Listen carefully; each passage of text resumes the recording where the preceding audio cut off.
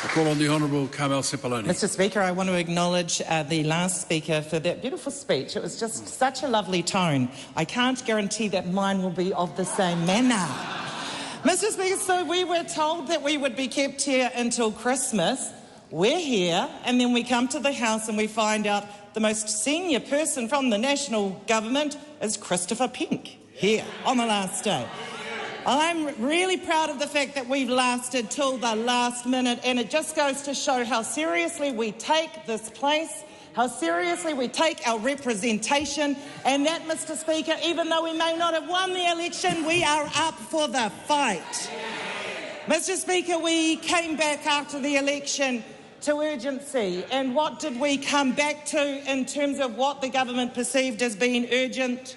The repeal of fair pay agreements, the repeal of the RMA, the repeal of the clean car discount, and then the extension of the 90-day bill. This is what they prioritised in their first 2 weeks. Mr Speaker, legislation that doesn't serve to actually help New Zealanders, but actually takes away from them. And that is indicative of what we can expect for the next 3 years under that government. Mr Speaker, they are mean-spirited. They are the Christmas Grinch. They are the Scrooge, negative Nelly, and now we've just heard in the House today that someone was at the signing of the Treaty of Waitangi even. Mr Speaker, I feel for New Zealand. I don't think they actually knew what they signed up to. Mr Speaker, gracious in defeat, we lost the election, and we are gracious in defeat, and we absolutely accept that. But, Mr Speaker, I don't think they know what they signed up for. And how could they know what they had signed up for when we were hit immediately with the repeal of smoke-free legislation? No one knew that was coming. Mr Speaker, cuts for the tax cuts is what we got. And actually tax cuts where we don't even know when they will arrive, what they will look like, how they will be delivered, or how much they will cost, Mr Speaker.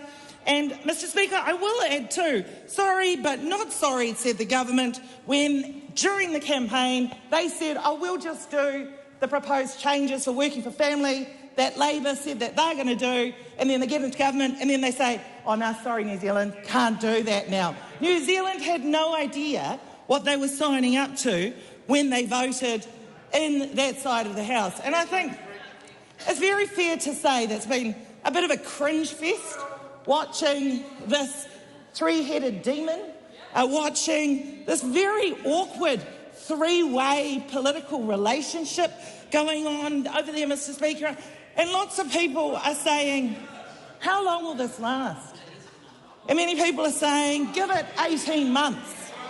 Because actually, when the head cowboy has to give up the ranch to the nephew cowboy from Northland as well, then I think we're going to see a few problems.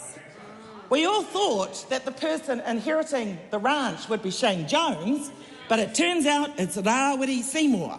And let's see how that goes at the 18-month mark, Mr Speaker.